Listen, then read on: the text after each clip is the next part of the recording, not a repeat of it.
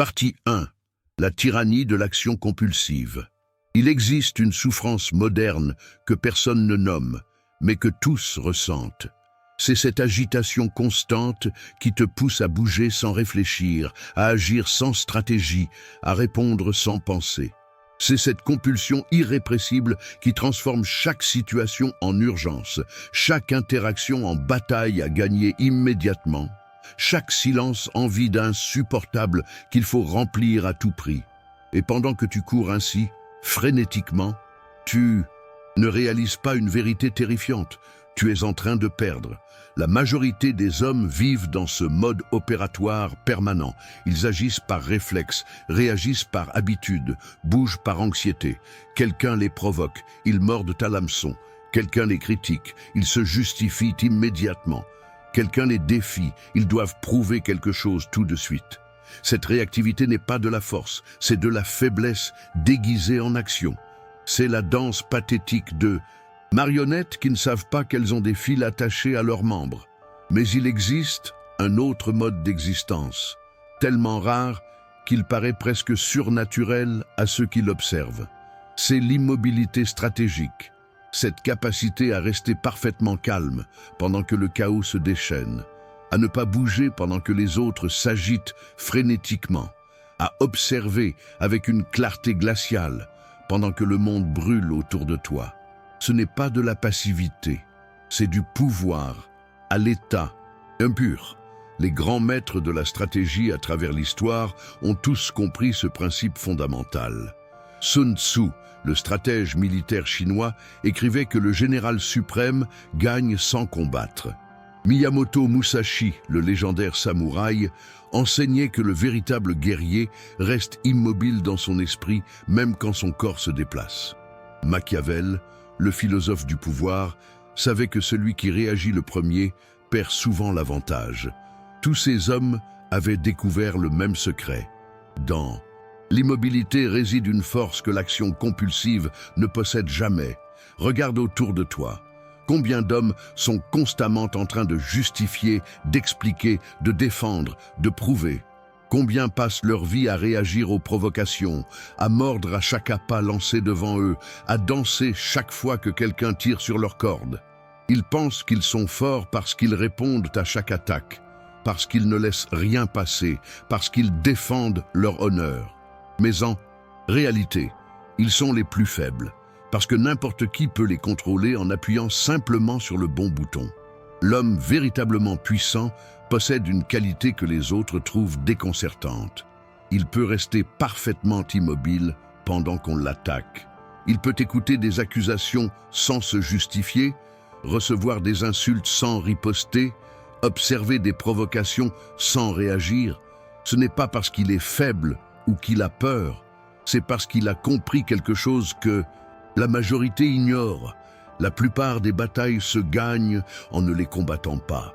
Cette immobilité stratégique dérange profondément les autres, parce que quand tu refuses de jouer le jeu, quand tu ne danses pas, quand ils tirent sur les fils, quand tu restes calme face à leur tentative de te déstabiliser, tu leur retires tout leur pouvoir. Ton silence devient un miroir qui leur renvoie leur propre agitation. Ton calme devient un contraste écrasant avec leur chaos. Ton immobilité devient une force gravitationnelle qui les attire dans ton orbite plutôt que de te laisser entraîner dans la leur. Mais cette capacité ne s'acquiert pas facilement. Elle va à l'encontre de tous tes conditionnements sociaux, de toutes tes peurs primitives, de tous tes instincts de survie mal calibrés pour le monde moderne. Ton cerveau reptilien hurle que tu dois réagir, que tu dois te défendre, que tu dois prouver ta valeur. Ton ego suppliait qu'on le valide, qu'on le reconnaisse, qu'on le respecte. Ta peur te murmure que si tu ne réagis pas, les autres vont croire que tu es faible, que tu peux être piétiné, que tu ne mérites pas le respect. Tous ces instincts mentent. Ils te conduisent droit dans le piège que tes adversaires ont préparé pour toi. Parce que celui qui te provoque ne cherche pas la vérité, il cherche ta réaction. Celui qui t'attaque ne veut pas un débat rationnel, il veut te voir perdre ton calme. Celui qui te critique ne désire pas t'aider à t'améliorer, il veut te voir te justifier et révéler tes insécurités. Et chaque fois que tu mords à l'hameçon, tu leur donnes exactement ce qu'ils veulent. L'immobilité stratégique est l'antidote à ce piège. Elle transforme le jeu entier. Quand quelqu'un te provoque et que tu ne réagis pas, il est déstabilisé. Il s'attendait à une certaine réponse, à un schéma prévisible, et tu viens de briser ce schéma. Maintenant, c'est lui qui doit s'adapter, qui doit recalibrer, qui perd son avantage. Tu viens d'inverser la dynamique de pouvoir par le simple fait de ne rien faire. Mais attention, l'immobilité stratégique n'est pas de l'indifférence apathique. Ce n'est pas le silence du lâche qui a trop peur pour parler, ni le calme du dépressif qui a abandonné tout espoir. C'est le silence du lion qui observe, le calme du stratège qui calcule, l'immobilité du maître d'échecs qui réfléchit 10 coups à l'avance pendant que son adversaire s'agite nerveusement de l'autre côté de la table. Cette immobilité vient d'un centre profond que tu dois cultiver. C'est un espace en toi où rien ne peut t'atteindre, où les mots des autres sont comme des flèches qui rebondissent sur un bouclier invisible, où les provocations se brisent contre le roc de ta confiance intérieure. Ce centre n'est pas quelque chose que tu possèdes naturellement, c'est quelque chose que tu dois forger jour après jour, confrontation après confrontation, provocation après provocation. La plupart des hommes n'atteindront jamais ce niveau. Ils passeront leur vie entière à réagir, à se défendre, à prouver, à justifier. Ils seront constamment entraînés dans des drames qui ne les concernent pas, dans des batailles qui n'en valent pas la peine, dans des confrontations qui les épuisent sans les faire avancer. Ils arriveront à la fin de leur vie et réaliseront qu'ils ont passé des décennies à danser au son de la musique des autres, à réagir aux provocations d'autrui, à vivre dans le cadre de référence de tout le monde, sauf le leur. Mais toi, tu peux choisir un autre chemin. Tu peux devenir l'homme qui reste calme pendant que les autres paniquent, qui reste silencieux pendant que les autres hurlent, qui reste immobile pendant que les autres s'agitent frénétiquement. Ce n'est pas un chemin facile, mais c'est le chemin du pouvoir authentique, celui qui ne dépend pas de la validation des autres, qui ne peut pas être retiré par les circonstances, qui ne se mesure pas aux applaudissements de la foule. L'immobilité stratégique est la première leçon que tu dois maîtriser si tu veux naviguer dans ce monde avec pouvoir et clarté. Tout le reste découle de ce principe fondamental. Celui qui contrôle son impulsion à réagir contrôle le jeu. Celui qui maîtrise son besoin de répondre maîtrise la situation. Celui qui possède l'immobilité stratégique possède la clé du véritable pouvoir dans un monde de chaos. Partie 2. L'anatomie de la réactivité. Pour comprendre comment atteindre l'immobilité stratégique, tu dois d'abord comprendre ton ennemi, la réactivité. Ce n'est pas un défaut moral ou une faiblesse de caractère. C'est un système complexe de mécanismes psychologiques et neurologiques qui ont été programmés en toi depuis ta naissance, renforcés par ton éducation et exploités par ceux qui cherchent à te contrôler. Le premier mécanisme est ce que les neuroscientifiques appellent l'amygdale hijack, le détournement de l'amygdale. L'amygdale est cette partie primitive de ton cerveau qui gère les réponses de survie. Face à une menace perçue, qu'elle soit physique ou sociale, l'amygdale s'active instantanément et court-circuite ton cortex préfrontal, la partie rationnelle de ton cerveau. En quelques millisecondes, tu passes en mode combat ou fuite, inondé d'hormones de stress, prêt à réagir avant même d'avoir eu le temps de penser. Ce mécanisme était utile quand tes ancêtres devaient échapper aux prédateurs dans la savane. Une réaction instantanée pouvait faire la différence entre la vie et la mort. Mais dans le monde moderne, ce même mécanisme est ton pire ennemi, parce que maintenant, les menaces ne sont plus des lions affamés, mais des commentaires désobligeants, des critiques au travail, des messages passifs agressifs, des provocations sur les réseaux sociaux. Et ton cerveau primitif ne fait pas la différence, il réagit comme si ta vie était en danger, alors qu'en réalité, c'est seulement ton ego qui est piqué. Le deuxième mécanisme est l'attachement à l'identité. Tu as construit une image de qui tu es, de ce que tu représentes, de ce que tu vaux. Cette image est comme une bulle fragile que tu protèges constamment. Quand quelqu'un dit ou fait quelque chose qui menace cette image, tu ressens cela comme une attaque existentielle. Si tu te considères comme quelqu'un d'intelligent et que quelqu'un te traite d'idiot, ce n'est pas juste une insulte, c'est une menace contre ton identité entière. Et tu dois réagir pour défendre cette identité, pour prouver que l'attaque est infondée, pour restaurer l'image que tu as de toi-même. Cet attachement à l'identité est particulièrement dangereux parce qu'il transforme chaque interaction en test de validation. Tu ne peux pas simplement laisser passer un commentaire négatif, parce que le laisser passer serait admettre qu'il pourrait être vrai. Tu ne peux pas ignorer une provocation, parce que l'ignorer serait confirmer ta faiblesse. Tu es prisonnier de cette image que tu as construite, et tu passes ta vie à la défendre contre des menaces imaginaires. Le préjudice. Troisième mécanisme est le besoin de justice immédiate. Ton cerveau est câblé pour chercher l'équité et punir les transgressions.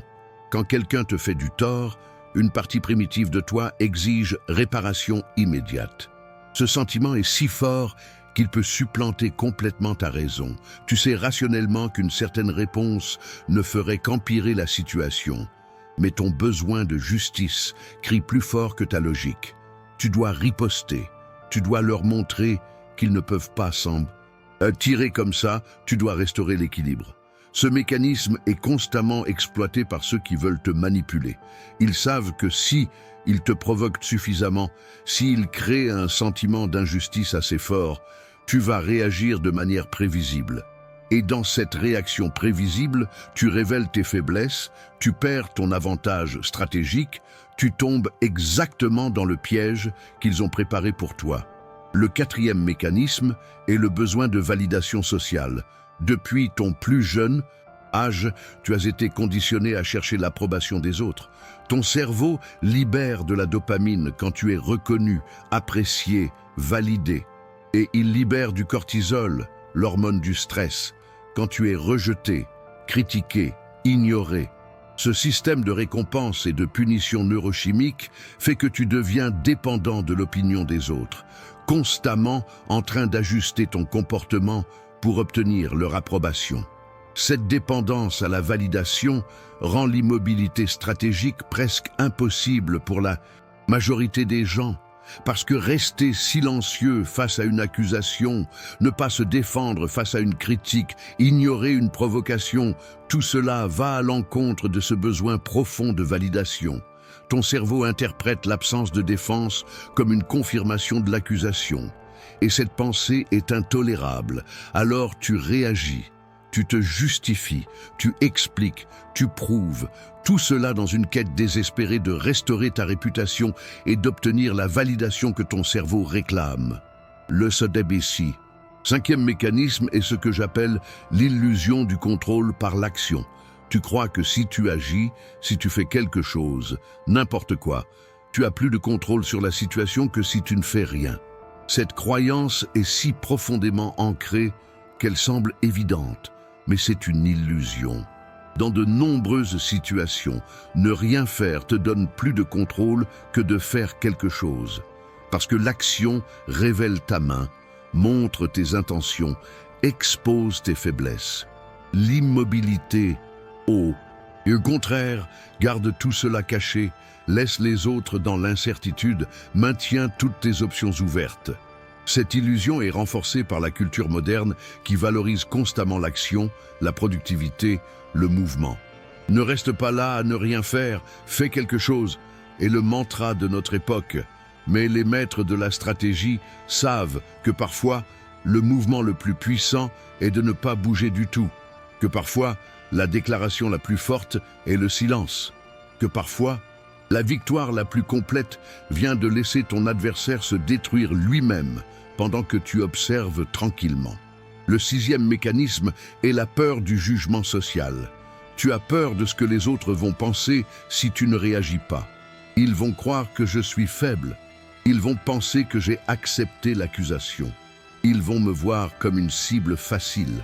Ces peurs sont particulièrement puissantes parce qu'elles touchent à ton besoin primordial d'appartenance au groupe. Dans L'environnement ancestral, être rejeté du groupe, signifiait souvent la mort. Ton cerveau porte encore cette peur profonde du rejet social et elle peut te pousser à des comportements complètement irrationnels. Mais voici la vérité que tu dois comprendre. La plupart des gens ne pensent pas autant à toi que tu le crois. Ils sont trop occupés à s'inquiéter de ce que les autres pensent d'eux. Et ceux qui te jugent pour ton immobilité stratégique révèlent simplement qu'ils ne comprennent pas le jeu que tu joues. Leur opinion est sans valeur parce qu'elle vient d'un niveau de compréhension inférieur. Un maître d'échecs ne se soucie pas de l'opinion d'un débutant qui critique sa stratégie. Le septième et dernier mécanisme est l'addiction émotionnelle au drame.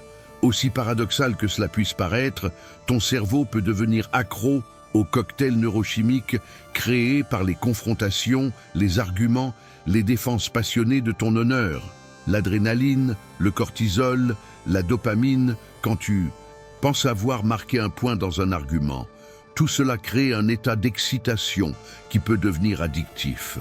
Tu commences à chercher inconsciemment les confrontations, à provoquer les drames, à créer des situations où tu peux te sentir vivant à travers l'intensité émotionnelle. Cette addiction est particulièrement insidieuse parce qu'elle se déguise en vertu.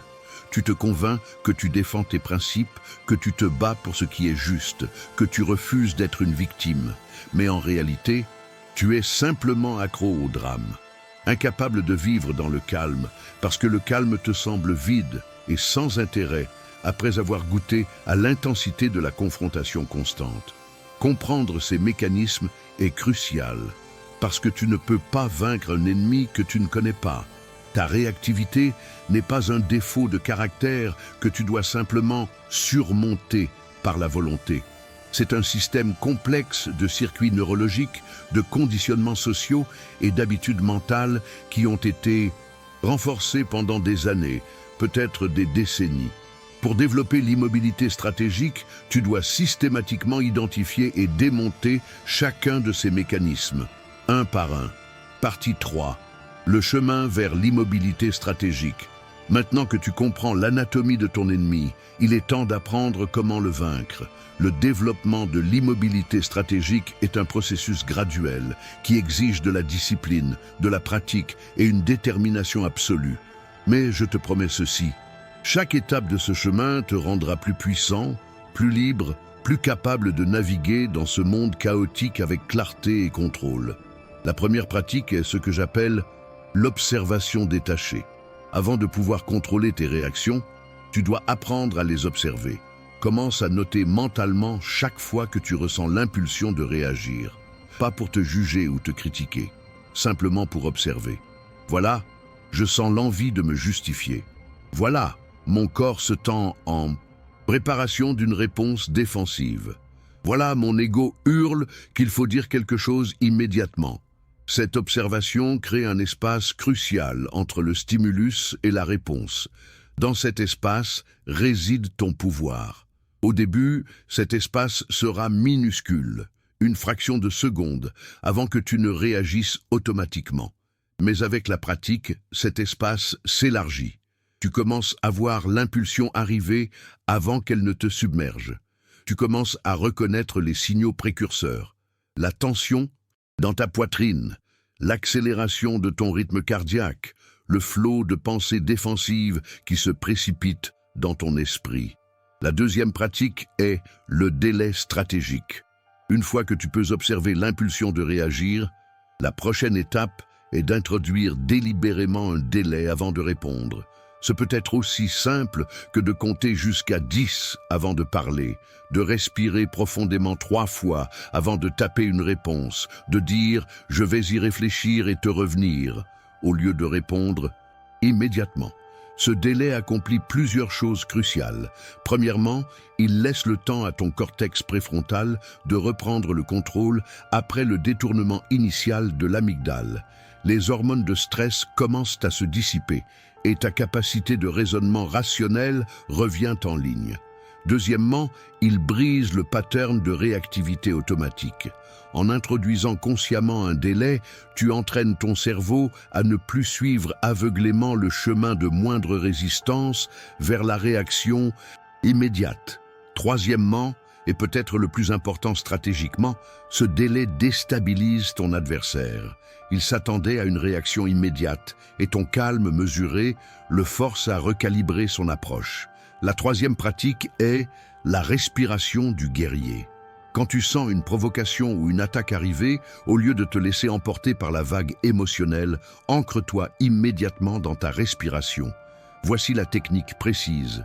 Inspire lentement par le nez pendant 4 secondes, en remplissant d'abord le ventre puis la poitrine. Retiens ta respiration pendant 2 secondes. Expire lentement par la bouche pendant 6 secondes, en vidant complètement tes poumons. Répète ce cycle 3 fois minimum. Cette pratique n'est pas symbolique, elle est physiologique. La respiration lente et contrôlée active directement ton système nerveux parasympathique qui contrecarre la réponse de stress.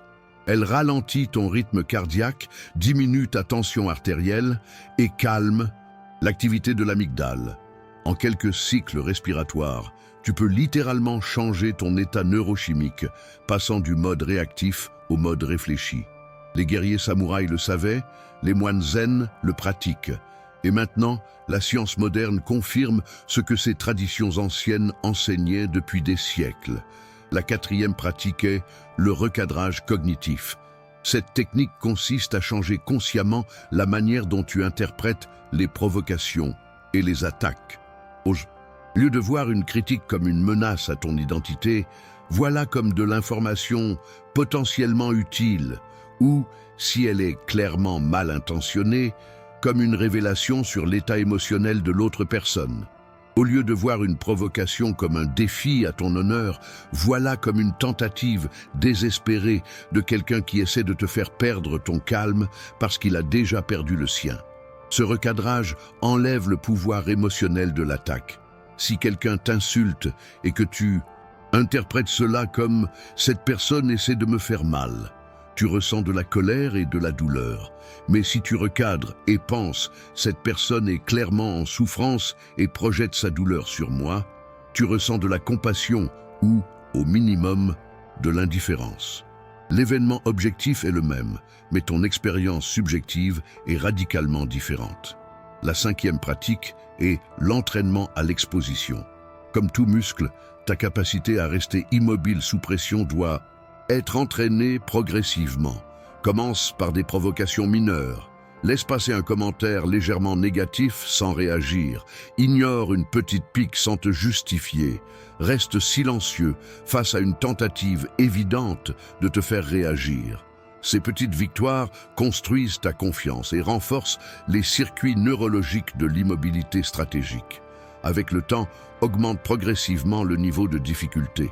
Reste calme face à des critiques plus sérieuses. Maintiens ton silence. Face à des provocations plus intenses, observe sans réagir quand quelqu'un essaie activement de te faire sortir de tes gonds. Chaque fois que tu réussis à rester immobile alors que tout en toi hurle de réagir, tu renforces ce muscle de la maîtrise de soi. Et progressivement, ce qui te semblait impossible devient naturel. La sixième pratique est le détachement de l'identité. C'est peut-être la plus profonde et la plus transformatrice de toutes les pratiques. Tu dois commencer à te désidentifier de l'image que tu as construite de toi-même. Tu n'es pas tes accomplissements, tu n'es pas ta réputation, tu n'es pas ce que les autres pensent de toi. Tu es la conscience qui observe tout cela, mais qui n'est définie par rien de cela. Comment cultiver ce détachement? Par la méditation, par l'introspection, par le questionnement constant. Qui suis-je vraiment en dessous de toutes ces étiquettes? Quand tu commences à réaliser que ton véritable être est antérieur et plus profond que toute identité que tu as construite, les attaques contre cette identité perdent leur pouvoir. Comment quelqu'un peut-il te blesser en attaquant une image que tu sais n'être qu'une construction temporaire? C'est comme si quelqu'un essayait de te faire mal en insultant un costume que tu portes. Tu peux simplement l'enlever et en mettre un autre. La septième pratique est le silence stratégique. C'est ici que toutes les autres pratiques culminent dans une arme redoutablement efficace, le silence. Stratégique n'est pas simplement l'absence de parole. C'est une présence puissante, un choix délibéré, une déclaration en soi. Quand quelqu'un t'attaque et que tu réponds par un silence calme et mesuré, tu crées plusieurs effets simultanés. Premièrement, tu refuses de jouer le jeu selon leurs règles. Ils attendaient une réponse défensive, une justification, une contre-attaque. Ton silence les prive de la réaction qu'ils cherchaient, les laissant dans l'incertitude et l'inconfort. Deuxièmement, ton silence devient un miroir. Dans le vide que tu crées, ils commencent à voir leur propre agitation, leur propre malaise, leur propre besoin désespéré d'obtenir une réaction de ta part. Troisièmement, le silence te donne le temps d'évaluer stratégiquement si une réponse est même nécessaire. Et si oui, quelle forme elle devrait prendre. La 8e et dernière pratique est la compassion stratégique. Cette pratique peut sembler contradictoire avec tout ce qui précède, mais elle est en réalité essentielle. Tu dois cultiver une véritable compassion pour ceux qui t'attaquent, tout en maintenant tes frontières stratégiques. Pourquoi ?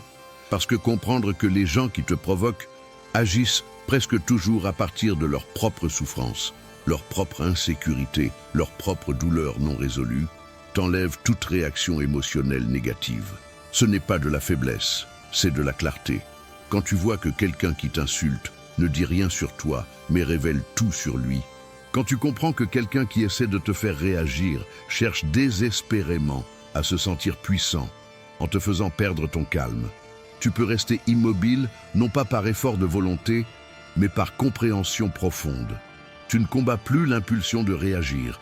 Tu n'as simplement plus d'impulsion parce que tu vois clairement ce qui se passe réellement. Ces 8 pratiques, travaillées systématiquement et patiemment, transformeront graduellement ta réactivité compulsive en immobilité stratégique. Ce n'est pas un processus rapide. Tu auras des rechutes, des moments où tu réagis automatiquement comme avant. C'est normal et attendu. L'important n'est pas la perfection, c'est la direction. Chaque jour où tu pratiques consciemment ces techniques, tu deviens un peu plus le maître de tes réactions et un peu moins leur esclave. Partie 4. La vie dans l'immobilité stratégique. Qu'est-ce qui se passe quand tu maîtrises véritablement l'immobilité stratégique? Comment le monde change-t-il quand tu n'es plus une marionnette dont n'importe qui peut tirer les ficelles? La transformation est si profonde qu'elle touche chaque aspect de ta vie, chaque interaction, chaque décision. Premièrement, tu découvres un pouvoir que peu possèdent, le pouvoir de choisir tes batailles. Avant, tu étais entraîné dans chaque confrontation, obligé de répondre à chaque provocation, forcé de défendre chaque attaque. Maintenant, tu peux évaluer stratégiquement. Cette bataille vaut-elle mon énergie? Cette personne mérite-t-elle ma réponse? Ce conflit mène-t-il quelque part qui m'intéresse? Et la plupart du temps, la réponse est non. Tu réalises que 90% des batailles auxquelles tu participais auparavant étaient complètement inutiles. Des drainages d'énergie qui ne servaient qu'à nourrir ton ego ou à apaiser tes insécurités. Cette capacité de choisir tes batailles te donne une économie d'énergie massive. Pendant que les autres se fatiguent dans d'innombrables escarmouches sans importance, tu conserves ton énergie pour les moments qui comptent vraiment.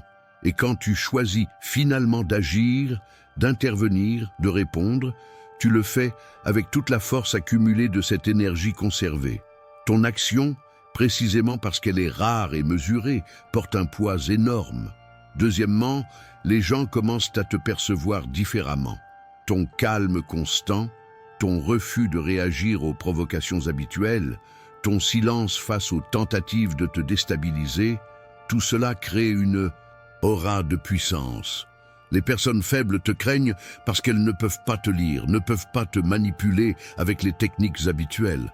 Les personnes fortes te respectent parce qu'elles reconnaissent une qualité rare, la maîtrise de soi véritable.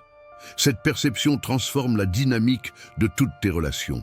Au travail, tu deviens celui vers qui on se tourne dans les crises parce que les autres savent que tu resteras calme quand tout le monde panique. Dans tes relations personnelles, tu attires des personnes d'un calibre supérieur parce que ceux qui vivent dans le drame constant ne peuvent pas coexister avec ton calme. Dans les négociations, tu as un avantage massif parce que celui qui maîtrise ses émotions contrôle presque toujours le résultat. Troisièmement, tu découvres une forme de liberté que la majorité des gens ne connaîtront jamais. Tu n'es plus prisonnier des opinions des autres, des provocations des médiocres, des tentatives de manipulation, des insécures. Quelqu'un peut te critiquer publiquement et tu peux choisir de ne pas réagir, non pas parce que tu es faible ou parce que tu as peur, mais simplement parce que leur opinion n'a aucune valeur pour toi. Cette liberté intérieure est inestimable. Mais cette liberté vient avec une responsabilité, parce que maintenant que tu possèdes ce pouvoir, tu dois décider comment l'utiliser. L'immobilité stratégique peut être employée pour le bien ou pour le mal, pour construire ou pour détruire, pour protéger ou pour dominer. C'est un outil neutre et son impact moral dépend entièrement des intentions avec lesquelles tu l'utilises. Quatrièmement, tu développes ce que j'appelle la vision stratégique.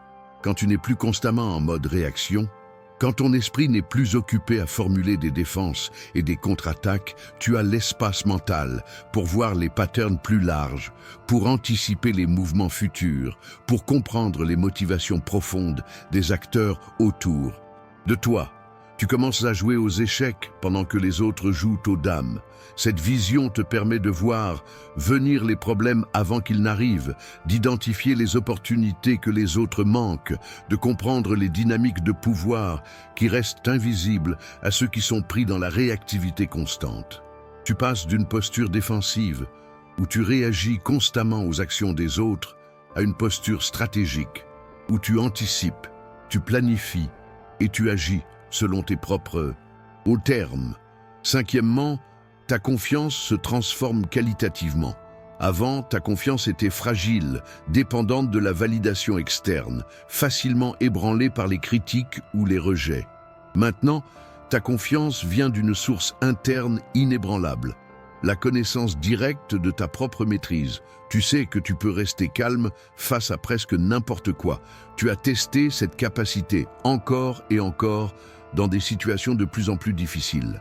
Cette connaissance crée une confiance qui n'est pas de l'arrogance, mais de la certitude tranquille. Cette confiance profonde change ta présence physique. Tu te déplaces différemment dans le monde. Tu parles différemment. Même ton langage corporel change. Tu n'as plus besoin de gonfler ta poitrine ou de hausser le ton pour affirmer ta présence. Ton calme lui-même devient une déclaration de force. Les autres le sentent instinctivement, même s'ils ne peuvent pas l'articuler. Sixièmement, tu découvres le pouvoir paradoxal du non-attachement au résultat, parce que tu ne ressens plus le besoin compulsif de réagir, de défendre, de prouver. Tu peux t'engager dans des situations sans être attaché émotionnellement à leur issue. Tu peux entrer dans une négociation sans désespérément avoir besoin de gagner. Tu peux avoir une conversation difficile sans avoir besoin d'être validé. Tu peux prendre une position sans avoir besoin que tout le monde soit d'accord avec toi. Ce non-attachement est paradoxalement ce qui te rend plus efficace. Parce que celui qui a désespérément besoin d'un certain résultat révèle ce besoin, et ce besoin devient une faiblesse que les autres peuvent exploiter. Mais celui qui peut accepter n'importe quel résultat avec équanimité ne révèle aucune faiblesse exploitable. Il devient un négociateur redoutable, un adversaire insondable, une force avec laquelle il faut compter. Septièmement, ta capacité de jugement s'améliore dramatiquement. Quand tu n'es plus embrouillé par tes propres réactions émotionnelles, quand ton esprit est calme et clair, tu peux évaluer les situations et les personnes avec une précision remarquable. Tu vois à travers les façades, tu identifies les intentions cachées, tu reconnais les manipulations avant qu'elles n'aient le temps de t'affecter. Cette clarté de jugement te protège des erreurs coûteuses et te guide vers les meilleures décisions. Huitièmement, peut-être le plus important, tu commences à vivre vraiment ta vie au lieu de simplement réagir à la vie. Quand tu passes tes journées à répondre aux provocations, à te justifier contre les accusations, à te défendre contre les attaques, tu n'es pas le protagoniste de ta propre histoire, tu es une figurante dans les drames des autres. Mais quand tu maîtrises l'immobilité stratégique, tu reprends le rôle principal de ta vie. Tu agis selon ton propre script, tu poursuis tes propres objectifs, tu crées ta propre réalité. Cette transformation de réactif à créateur est peut-être la récompense ultime de l'immobilité stratégique.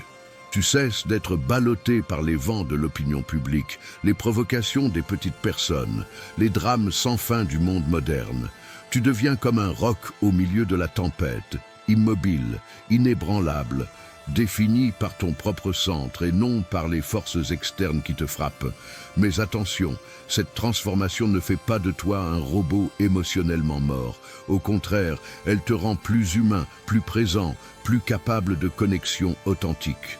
Parce que maintenant que tu n'es plus constamment en mode défensif, tu peux réellement écouter les autres, réellement les voir, réellement être présent avec eux. Ta capacité d'empathie augmente précisément parce que tu n'es plus filtré tout à travers le prisme de tes propres réactions et insécurités. L'immobilité stratégique n'est pas la fin du chemin, c'est le commencement. C'est la fondation sur laquelle tu peux construire une vie de puissance authentique, de clarté stratégique et de liberté intérieure. C'est le socle sans lequel tout le reste s'effondre. Maîtrise ceci et tu as maîtrisé la compétence la plus essentielle pour naviguer dans un monde chaotique et imprévisible. Les maîtres anciens le savaient, les stratèges brillants le comprennent. Et maintenant, tu le sais aussi. La question n'est plus si tu devrais développer l'immobilité stratégique, mais quand tu vas commencer. Chaque moment de réactivité compulsive est un moment où tu perds du terrain. Chaque fois que tu mords à l'hameçon, tu renforces les circuits neurologiques de la faiblesse. Mais chaque moment d'immobilité consciente est une victoire, un pas vers la maîtrise, une déclaration silencieuse de ton véritable pouvoir. Le chemin est devant toi, le calme t'attend. La maîtrise stratégique est à ta portée. Tout ce qui reste, c'est de choisir consciemment, encore et encore, jour après jour, de rester immobile quand tout en toi hurle de réagir. Dans cette immobilité, tu découvriras un pouvoir que tu ne soupçonnais même pas posséder. Dans ce calme, tu deviendras enfin l'homme que tu étais destiné à être, invincible non par la force, mais par la maîtrise absolue de toi-même.